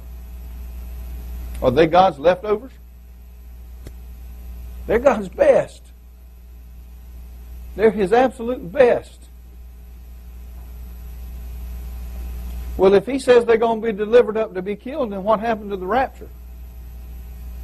Well, you said they won't see any tribulation. And they won't see...